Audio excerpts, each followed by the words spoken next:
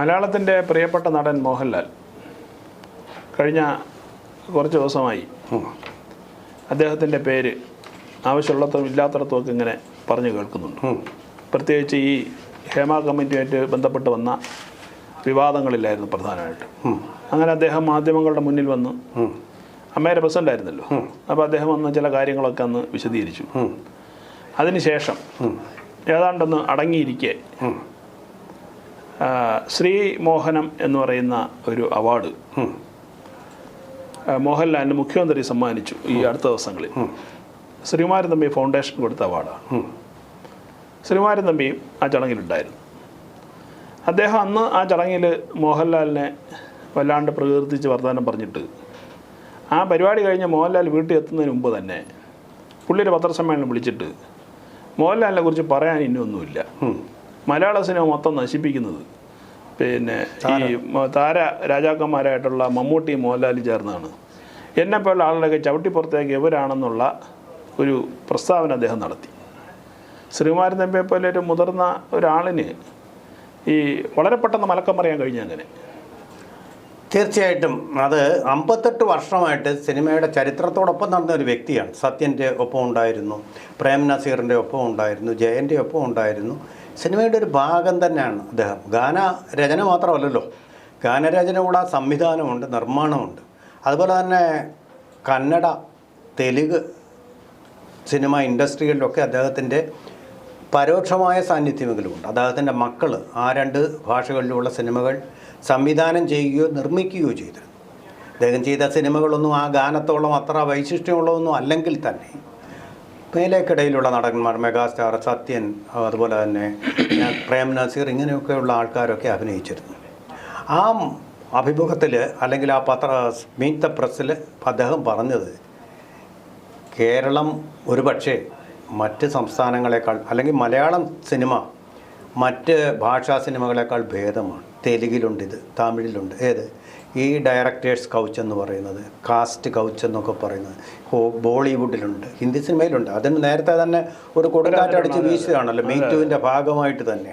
അന്ന് ഇവിടെ അത്ര വലിയ കാറ്റൊന്നും വീശിയില്ല, ചെറിയ ചലനങ്ങൾ, ഇളം കാറ്റുകൾ മാത്രമേ ഉണ്ടായുള്ളൂ.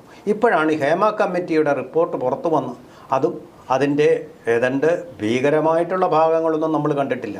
കോടതിയിൽ സീൽ വെച്ച് കൊടുത്തിരിക്കുക. അത് കോടതി പരിശോധിക്കും. അത് വരുന്നതിന് മുമ്പ് തന്നെ ഒരു ചെറിയ കാറ്റല്ല, ശക്തി പ്രാപിച്ചുകൊണ്ടിരിക്കുക. ഇനി വരാൻ പോകുന്നേ ഉള്ളൂ. ഓരോന്നായിട്ട് വരുന്നുണ്ട്. ഈ താത്രിക്കുട്ടി വിചാരണയിലേതെന്നുപോലെ ഇപ്പോൾ ഓരോന്നായിട്ട് പുറത്ത് വന്നുകൊണ്ടിരിക്കുക, അടയാള സഹിതം പുറത്ത് വരുന്നുണ്ട്. പലരും മുൻകൂർ ജാമ്യം നേടി പ്രിൻസിപ്പൽ സെഷൻസ് കോടതിയുടെ മുമ്പാകെ പോയി ക്യൂ നിൽക്കുകയാണ്.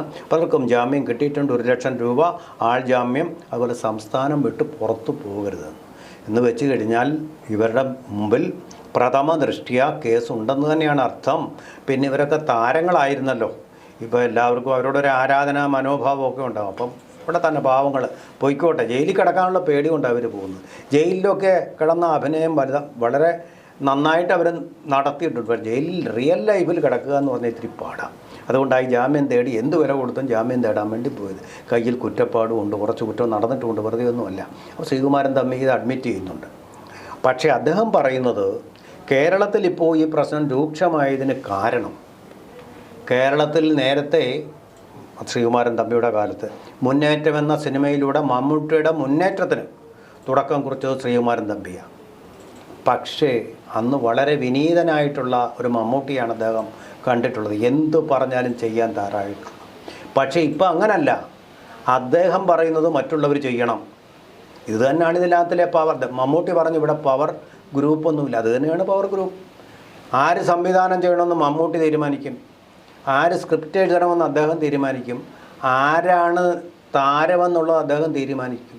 ശരിക്കും ഉദയനാണ് താരം എന്ന് പറയുന്ന ആ സിനിമയിലെ പോലൊരു അവസ്ഥ മലയാള സിനിമയിലുണ്ട്. വെറുതെ ഉണ്ടാക്കിയ സിനിമയല്ല. അതുപോലെ തന്നെ KG ജോർജ്, മൺമറഞ്ഞ ശ്രീ KG ജോർജ് നിർമ്മിച്ച സിനിമയായിട്ടുള്ള ലേഖയുടെ മരണം ഒരു ഫ്ലാഷ് ബാക്ക്, ആ സിനിമ അതും ശരി തന്നെയാണ്. അങ്ങനെയുള്ള ബന്ധങ്ങൾ അങ്ങനെ അല്ലെങ്കിലും ഇതിനു വേണ്ടിയുള്ള ബന്ധം, സെക്സിന് വേണ്ടിയിട്ടുള്ള ബന്ധങ്ങളൊക്കെ ധാരാളമായിട്ട് നടക്കുന്നുണ്ട്. 2-3 മാസമൊക്കെ വിദേശത്തും ചിലപ്പോൾ അങ്ങനെയുള്ള സെറ്റുകളിലുമായിരിക്കും. അപ്പോൾ അവരുടെ ആവശ്യങ്ങളിലൊന്നായിട്ട് തന്നെ ഇത് നിറവേറ്റപ്പെടുന്നുണ്ട്. അതിന് സഹായിക്കുന്നത് ഈ പ്രൊഡക്ഷൻ കൺട്രോളർ എന്ന് പറയുന്ന ആൾക്കാർ. അവർ ചില ആൾക്കാരെ സിനിമയിൽ അഭിനയിക്കാമെന്ന് പറഞ്ഞാൽ തന്നെ കൊണ്ടുവരും. മോഹിച്ചിട്ട് ആൾക്കാർ വരും, അഭിനയിക്കാനുള്ള താല്പര്യം കൊണ്ടും വരും. ചിലപ്പോൾ പട്ടിണി കിടക്കുന്നതുകൊണ്ടായിരിക്കും വരുന്ന എന്തെങ്കിലും ഒരു വരുമാനം എന്ന് വിചാരിച്ച് അവരെ അവിടെ ചൂഷണം ചെയ്യുന്നുണ്ട്. ഈ പ്രൊഡക്ഷൻ കൺട്രോളർ തന്നെ ചൂഷണം ചെയ്യുന്നുണ്ട്. ഇത് വളരെ പണ്ട് തന്നെ തോപ്പിൽ ഭാസി പറഞ്ഞിരുന്ന ഒരു കാര്യമാണ്. തോപ്പിൽ ഭാസി പണ്ടേ പറഞ്ഞിരുന്നതാണ്. അദ്ദേഹത്തിൻ്റെ നാടകത്തിൽ അഭിനയിക്കാൻ വന്നു, നിവൃത്തിയില്ലാതെ ഉണ്ട്, അഭിനയ ശേഷിയുണ്ട് താനും. കാതിലെ കമ്മൽ പണയം വെച്ചുകൊണ്ട് ജീവിതവൃത്തി നിറവേറ്റേണ്ടി വന്ന ഒരു പെൺകുട്ടി.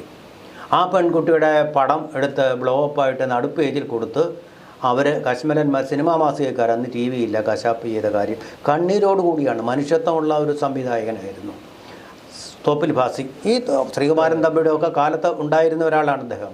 രഹസ്യങ്ങൾ പലതും അറിയാം. അദ്ദേഹം തന്നെ പറഞ്ഞിട്ടുണ്ട്, ജയലളിത എന്ന് പറയുന്നത് MGRൻ്റെ അവന് പ്രത്യേക ചെയറുണ്ട്. ഭരണി സ്റ്റുഡിയോ ആയാലും AVM സ്റ്റുഡിയോ ആയാലും ആ മുറിയിൽ നിത്യ സന്ദർശകയായിരുന്നു. അങ്ങോട്ട് ഇവർ കയറി ചെന്ന് കഴിഞ്ഞാൽ പിന്നെ ഈ ലൈറ്റ് ബോയ്സും ഒക്കെ പട്ടിണി കിടക്കേണ്ടി വരും. കാരണം മണിക്കൂറുകൾ അവിടെ അവർ ചിലവഴിക്കും, രണ്ടുപേരും കൂടി അങ്ങനെ ചിലവഴിക്കും. ആ ചിലവഴിച്ചതിന് ശേഷം വരുമ്പോഴായിരിക്കും സിനിമയുടെ ഷൂട്ടിംഗ് പിന്നെ തുടങ്ങുന്നത്. ഇതൊക്കെ അറിയുന്ന ശ്രീകുമാരൻ തമ്പി ഇത്രയും കാലം നാവടക്കി ഇരുന്നിട്ട് ഇപ്പോഴെന്തിനാണ് ഈ അസ്ഥാനത്ത് ഇത്തരം ആരോപണങ്ങൾ ഉന്നയിക്കുന്നത്? അദ്ദേഹത്തിൻ്റെ ഒരു നിരാശയും കൂടെ കാണും. അദ്ദേഹത്തിന് ഇപ്പോൾ ഗാനരചയനായാലും ഇപ്പോൾ അദ്ദേഹത്തിൻ്റെ സ്ഥാനം പോയി. ഇപ്പോൾ ട്യൂൺ ആദ്യം കൊടുക്കുക, അതിനനുസരിച്ച് നിങ്ങൾ വരികൾ എഴുതുക എന്നുള്ളതാണ്. അദ്ദേഹത്തിൻ്റെ കാലത്ത് അതല്ല. ഇപ്പോൾ സംവിധായകൻ തീരുമാനിക്കാനൊന്നുമില്ല, താരം തീരുമാനിക്കുക ആരായിരിക്കണം സംവിധായകൻ. ആൻ്റണി പെരുമ്പാവൂർ, അങ്ങനെയുള്ള എത്ര ബിനാമികൾ ഈ രംഗത്തോട്ട് വരുന്നുണ്ട്. അപ്പോൾ ഇത് സംവിധായകർ തീരുമാനിക്കുന്ന ഒരു കലയായിട്ട് മാറിയിട്ടുണ്ട്. സിനിമ എന്ന് പറഞ്ഞാൽ ഞാൻ ഫിലിം ഇൻസ്റ്റിറ്റ്യൂട്ടിലൊക്കെ പഠിക്കുമ്പോൾ അത് സംവിധായകൻ്റെ കലയായിട്ടാണ്. ലോകപ്രസിദ്ധരായിട്ടുള്ള ഐസൻസ്റ്റീനും ഒക്കെ അങ്ങനെ തന്നെയാണ് നമ്മളെ ബോധിപ്പിച്ചിട്ടുള്ളതും. പക്ഷേ ഇവിടെ വരുമ്പോൾ ഇത് മെഗാസ്റ്റാറുകളുടെ സിനിമയായിട്ട് മാറുന്നു. അവർ തീരുമാനിക്കുന്നു ഇതിൽ ആരെന്ത് ചെയ്യണം. അത് തന്നെയാണ് ഈ പവർ ഗ്രൂപ്പ് എന്ന് പറയുന്നത്. മെഗാസ്റ്റാറുകളെ വളർത്തിയതിലും ഈ പവർ ഗ്രൂപ്പ് വളർത്തിയതിലും മലയാളത്തിലെ സംവിധായകർക്കും തുല്യമായ ഉത്തരവാദിത്തമില്ലേ? സംവിധായകരുണ്ട്. കാരണം ഇപ്പോൾ ഈ ശ്രീകുമാരൻ തമ്പി പറയുന്നത് പോലെ ഇവര് ഈ കയറൂര് വിട്ടിട്ടായിരിക്കുമല്ലോ ഇവരൊക്കെ ഞങ്ങൾ താരരാജാക്കളാണെന്നുള്ള ബോധം വരികയും അതിന്റെ അടിസ്ഥാനത്തിൽ എല്ലാവരും നിയന്ത്രിക്കുന്ന ഒരു സാഹചര്യം ഉണ്ടാകും. അങ്ങനെയാണല്ലോ. അത് ഈ സംവിധായകരുടെ കഴിവോടും കൂടെ കൊണ്ടായിരിക്കുമല്ലോ. തീർച്ചയായിട്ടും സംവിധാനം എന്ന് പറഞ്ഞ സിനിമയുടെ ഗ്ലാമർ കണ്ടങ്ങ് പോവുക. അവർക്കും ഈ താല്പര്യങ്ങളൊക്കെ ഉണ്ട്. സിനിമ എന്ന് പറയുന്ന ഒരു ടിൻസൽ വേൾഡാണ്. അതിൻ്റെ ഗ്ലാമർ നോക്കി സിനിമാ നടികളുടെ സൗന്ദര്യമൊക്കെ കണ്ട് ഭ്രമിച്ച് വശമായിട്ടാണ് പലരും സംവിധാനത്തിന് പോകുന്നത്. അല്ല സിനിമയോടുള്ള സ്നേഹം കൊണ്ടല്ല, ആ ഒരു അന്തരീക്ഷത്തിനോടുള്ള സ്നേഹം കൊണ്ടാണ് പോകുന്നത്. അതാണ് അതിൻ്റെ യാഥാർത്ഥ്യം. സിനിമ പഠിക്കാതെ പോകുന്നു. എന്നിട്ടോ അപ്പോൾ മറ്റുള്ളവർ കേൾക്കേണ്ടി വരുന്നു. സ്റ്റാർട്ട് ആക്ഷൻ ക്യാമറ കണ്ടില്ലേ, അതുപോലെ തന്നെ ക്യാമറമാൻ പറയുന്നത് കേൾക്കേണ്ടി വരുന്നു. അത് അടൂർ ഗോപാലകൃഷ്ണൻ തന്നെ ഒരിക്കൽ വ്യക്തമായിട്ട് പറഞ്ഞിട്ടുണ്ട്. ക്യാമറയുടെ ആക്ഷൻ എന്താണ് എന്നുള്ളത് തീർച്ചയായിട്ടും അതിൻ്റെ ടെക്നിക്ക് എന്താണെന്നുള്ളത് ഒരു സംവിധായകൻ തീർച്ചയായിട്ടും മനസ്സിലാക്കിയിരിക്കണം. ഫിലിം ഇൻസ്റ്റിറ്റ്യൂട്ട്, പൂന ഫിലിം ഇൻസ്റ്റിറ്റ്യൂട്ടിൽ മറ്റിടത്ത് എങ്ങനെയാണെന്ന് അറിയാം. അത് ശരിയായിട്ട് സംവിധാന കലയിൽ അത് പഠിപ്പിക്കുന്നുമുണ്ട്. അങ്ങനെയാണ് സിനിമ ചെയ്യേണ്ടത്. ഇതെല്ലാം മനസ്സിലാക്കിക്കൊണ്ടും ഇപ്പോൾ നോക്കൂ, അടൂർ ഗോപാലകൃഷ്ണൻ്റെ ഒരു സിനിമയിൽ ഒരു നടൻ കയറി ഇന്നതുപോലെ വേണമെന്ന് പറയാൻ ധൈര്യപ്പെടുമോ? അതേസമയം ഞാനിവിടെ തൈക്കാട് ഗസ്റ്റ് ഹൗസിൽ വെച്ച് നടന്ന ഒരു ഷൂട്ടിങ്ങിൽ ഞാൻ കണ്ടതാണ്. അറിയപ്പെടുന്ന ഒരു സംവിധായകൻ തന്നെ, അറിയപ്പെടുന്ന ഒരു സംവിധായകനോട് മലയാളത്തിലെ 2 താരങ്ങൾ ആവശ്യപ്പെടുന്നു, അതിങ്ങനെ എടുത്താൽ മതി, ഇതങ്ങനെ എടുത്താൽ മതി. ഒരു സ്റ്റണ്ട്, ചെറിയ തമാശ. ഒരു മറുവശം എന്ന് പറയുന്നത് അടൂർ ഗോപാലകൃഷ്ണനെ പോലുള്ള സംവിധായകർ സിനിമ എടുക്കുന്നത് സാധാരണ പ്രേക്ഷകരെ ലക്ഷ്യം വെച്ചിട്ടല്ല. തീർച്ചയായും അവർ ഈ പറഞ്ഞതുപോലെ ലോക ക്ലാസിക് വേദികളിലേക്ക്, ഈ മത്സര വേദികളിലേക്ക് കൊണ്ടുവരുന്ന സിനിമ എടുക്കും. സ്വാഭാവികമായിട്ടും അതിൻ്റെ സിനിമയെ നിർമ്മിക്കുന്നതിൻ്റെ ചെലവ് വളരെ ചെറുതായിരിക്കും. മറുഭാഗത്ത് നമ്മൾ ഈ വാണിജ്യ സിനിമ എന്ന് പറയുന്ന കമേഴ്സ്യൽ സിനിമ, അത് കോടിക്കണക്കിന് ഉറുപ്പിക ചിലവാക്കിയിട്ട് നടക്കുന്ന ഒരു സാധനമാണ്. അത് ജനങ്ങൾ കാണാൻ വേണ്ടി അവർ ഉണ്ടാക്കുന്നതാണ്. സ്വാഭാവികമായിട്ടും നമ്മൾ ഈ സിനിമയുടെ സ്ഥിരം മസാലകളെല്ലാം ചേർത്ത് ഉണ്ടാക്കുക. അപ്പോൾ അങ്ങനെ വരുന്ന സമയത്ത് അവിടെ ചില മുൻഗണനകൾ ചിലപ്പോൾ ഈ താരം ചിലപ്പോൾ പറഞ്ഞേക്കും. ഇവിടെ അതിൻ്റെ ആവശ്യമില്ല. കാരണം വെച്ചാൽ ഇവരുടെ ഈ സിനിമ നാട്ടുകാർ കാണുന്നില്ലെന്ന് അവർക്ക് തന്നെ നന്നായിട്ട് അറിയാം. അപ്പോൾ അവർക്ക് വേണ്ടതൊരു ഇൻ്റർനാഷണൽ അക്ലെയിമാണ് അവർക്ക് ആവശ്യം. സ്വാഭാവികമായിട്ട് അവരവിടെ സംവിധായകന് അടിമപ്പെട്ട് ഇരുന്നേക്കാം.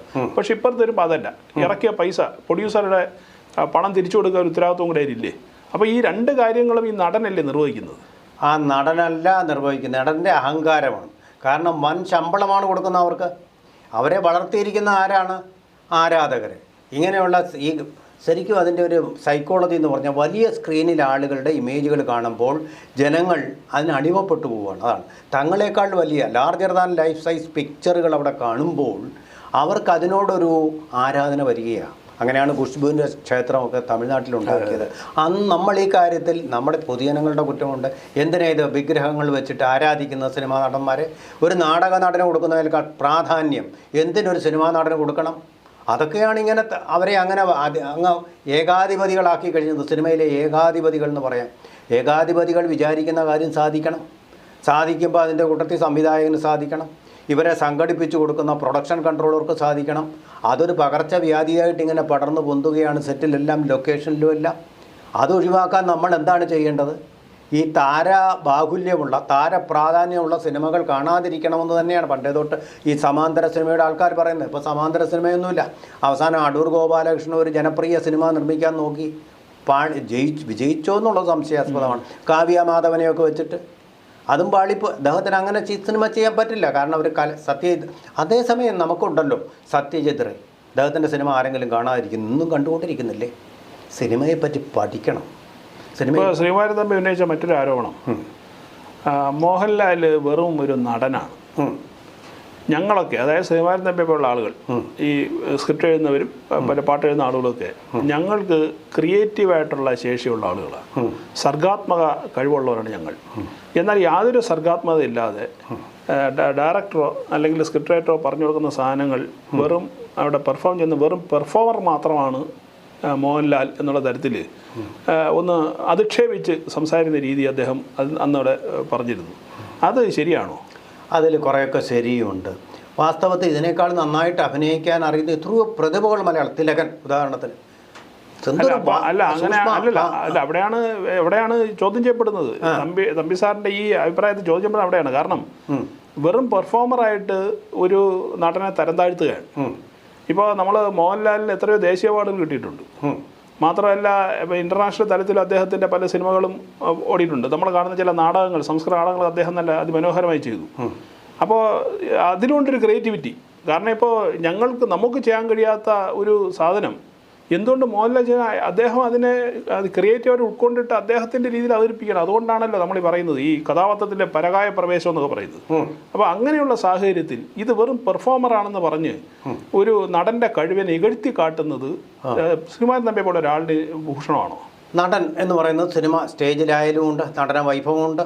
അതും നമ്മൾ അന്ധമായ ആരാധനയിലേക്ക് പോകുന്നില്ല. അതേ ഉള്ളൂ. നമുക്ക് അത് അഭിനന്ദിക്കാം. പക്ഷേ ആരാധനയിലേക്ക് അടുത്ത ആരാധനയിലേക്ക് പോയി വിഗ്രഹങ്ങളാക്കി വെക്കാൻ പാടില്ല. അതന്നെ, ആരാധനയിലേക്ക് പോകുന്നത് ആരാധകരാണ്. ശ്രീകുമാരൻ തമ്പിക്ക് എന്തുകൊണ്ടാണ് ഇതിലുള്ള ബുദ്ധിമുട്ടെന്നാണ് ചോദ്യം. ശ്രീകുമാരൻ തമ്പിയുടെ ബുദ്ധിമുട്ടെന്ന് പറഞ്ഞാൽ അദ്ദേഹം സിനിമയിൽ നിന്ന് പുറത്താക്കപ്പെട്ടിരിക്കുന്നു. കൊതിക്കറവ് മാത്രമേ ഉള്ളൂ. കൊതിക്കറവല്ല, സംവിധായകൻ എന്നുള്ള നിലയിൽ സംവിധായകരുടെ എല്ലാം വില പോയിരിക്കുന്നു. അത് തീർച്ചയായിട്ടും പരിതാപകരമായ അവസ്ഥയാണ്. അതാണ് ഈ സിനിമയിലെ ചൂഷണത്തിന് കൂടുതൽ ഇടയാക്കുക. ആ സംവിധായകൻ്റെ കൺട്രോളിലാണെങ്കിൽ ഇതൊക്കെ അദ്ദേഹത്തിന് തന്നെ കൺട്രോൾ ചെയ്യാൻ പറ്റും. കുറേയൊക്കെ കയ്യിൽ നിന്ന് വേർപെട്ട് പോയി. അപ്പോൾ ഇതിനെക്കുറിച്ച് ഒരു ഐഡിയയും ഇല്ലാത്ത ആൾക്കാർ തങ്ങളുടെ സുഖത്തിന് വേണ്ടി മാത്രം ഈ ഒരു സെറ്റിന് ലൊക്കേഷൻ, കാരവനിൽ പോലും ഇങ്ങനെയുള്ള സംഭവങ്ങൾ നടക്കാറുണ്ടെന്ന് പ്രസിദ്ധമായ ഒരു നടന്നത്. അപ്പോൾ അങ്ങനെ വരുമ്പോൾ ഇതൊരു സുഖഭോഗത്തിന് വേണ്ടിയിട്ടുള്ള ഒരു രംഗം മാത്രമായിട്ട് അതപ്പതിച്ചു പോകുന്നു എന്നുള്ളതാണ്. ഇത് പരമാവധി മുതലാക്കാൻ ഓരോരുത്തരും നോക്കും. അഴിമതി എങ്ങനെ പടരുന്നു അതുപോലെ തന്നെ ഈ അഭിനിവേശം. ഇതുമാത്രമല്ല, ഇതിനേക്കാൾ കുഴപ്പമുള്ള മയക്കുമരുന്ന്, മദ്യം, ഇതിനൊന്നും ഒരു നിയന്ത്രണമില്ലാതാവും. ഇനി അവസാനമായിട്ട് ഒരു കാര്യം കൂടെ പറയട്ടെ. ഫിലിം ഇൻസ്റ്റിറ്റ്യൂട്ടിൽ ഏറ്റവും ഇൻഡിസിപ്ലിൻഡ് ആയിട്ടുള്ളത് അവിടെ അഭിനയം പാടിക്കുന്നത്. തങ്ങൾക്കെന്തോ കൂടുതൽ സൗന്ദര്യമുണ്ട്, ശക്തിയുണ്ട് എന്നുള്ളൊരു തോന്നലിൽ നിന്ന്, അഹങ്കാരത്തിൽ നിന്നുണ്ടാവുന്നു. ആ അഹങ്കാരം പാടില്ല. ഓംപുരിയും അഭിനേതാവായിരുന്നു, സുന്ദരനായിരുന്നില്ല. അതുപോലെ തന്നെ നമ്മുടെ താരങ്ങളൊക്കെ എന്തിനായി മേക്കപ്പ് വെച്ച് കെട്ടി ഇപ്പോഴും യുവാക്കളാവാൻ ശ്രമിച്ചുകൊണ്ടിരിക്കുന്നത്? നോക്കൂ, അമിതാഭ് ബച്ചൻ അങ്ങനെ ചെയ്യുന്നുണ്ടോ? താടി വെച്ചുകൊണ്ട് തന്നെയാണല്ലേ അദ്ദേഹം ഇപ്പോഴും തുടരുന്നത്, തരച്ച താടിയുമായിട്ട്. രജനീകാന്ത്.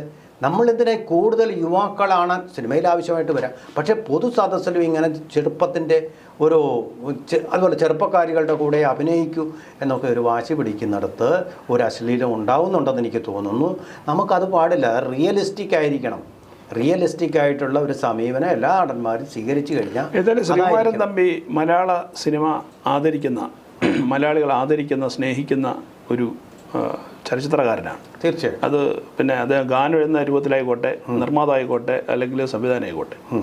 പക്ഷേ ദീർഘകാലം അങ്ങ് പറഞ്ഞതുപോലെ ദീർഘകാലം സിനിമയിൽ പ്രവർത്തിക്കുകയും മോഹൻലാലിനോടൊപ്പം തന്നെ ധാരാളം സിനിമകൾ മമ്മൂട്ടിയോടൊപ്പമൊക്കെ പിന്നെ സഹകരിക്കുകയും ചെയ്തിട്ട് അദ്ദേഹം അഭിമുഖത്തിൽ ഒരു കാര്യം കൂടെ സൂചിപ്പിച്ചിരുന്നു. മോഹൻലാൽ നിർമ്മിച്ച ഒരു സിനിമയിലും എൻ്റെ ഒരു പാട്ട് ഉൾക്കൊള്ളിച്ചില്ല എന്നുള്ളൊരു പരിഭവം അദ്ദേഹം പറഞ്ഞിരുന്നു.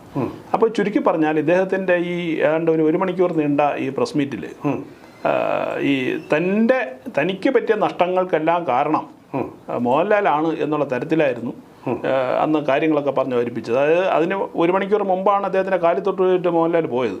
അപ്പോൾ എന്തായാലും ഈ സിനിമാ ലോകത്ത് വളരെ സീനിയർ ആയിട്ടുള്ള കാരണവരുടെ സ്ഥാനത്തേക്ക് ശ്രീകുമാരൻ തമ്പിയെ സംബന്ധിച്ചിട്ട് ഇത്തരത്തിലുള്ള പിന്നെ ഒരു റിയാക്ഷൻ അതും ഒരു പ്രധാനപ്പെട്ട പരിപാടിക്ക് ശേഷം ചെയ്തത് വളരെ എന്താണ് മോശമായി പോയി എന്നൊരു അഭിപ്രായം പൊതുവെ ആളുകളുടെ സിനിമയുടെ നന്മയ്ക്ക് വേണ്ടി അദ്ദേഹം പറഞ്ഞു. സിനിമയുടെ മെഗാസ്റ്റാറുകളൊക്കെ സിനിമയുടെ നന്മയ്ക്ക് വേണ്ടി എന്തിനാണ് ഒരാളെ എഴുത്തുന്നത് എന്നുള്ളത് എതിർക്കുകയല്ലത്. അത് ഒബ്ജക്റ്റീവായിട്ട് പറഞ്ഞതാണ്. അത് ഒബ്ജക്റ്റീവ് വസ്തുനിഷ്ഠമായിട്ട് കണക്കാക്കിയാൽ മതി. സംവിധായകന്റെ കലയായിട്ട് തന്നെ അത് തിരിച്ചു വരണം. ഇതാണ് സിനിമയെ ഇഷ്ടപ്പെടുന്ന എല്ലാവരും. നടന്മാരെ ഇഷ്ടപ്പെടുന്നില്ലെന്നല്ല അതിൻ്റെ അർത്ഥം. നടൻ ഇതെല്ലാം കൂടെ ചേർന്നിട്ടുള്ള ഒരു സംയുക്ത കലയാണ് ഈ സിനിമ എന്ന് പറയുന്നത്. പക്ഷേ അതിൻ്റെ മേൽക്കൈ സംവിധായകനായിരിക്കണം. അതാണ് അദ്ദേഹം ആഗ്രഹിക്കുന്നത്. എല്ലാവരും ആഗ്രഹിക്കുന്നത്.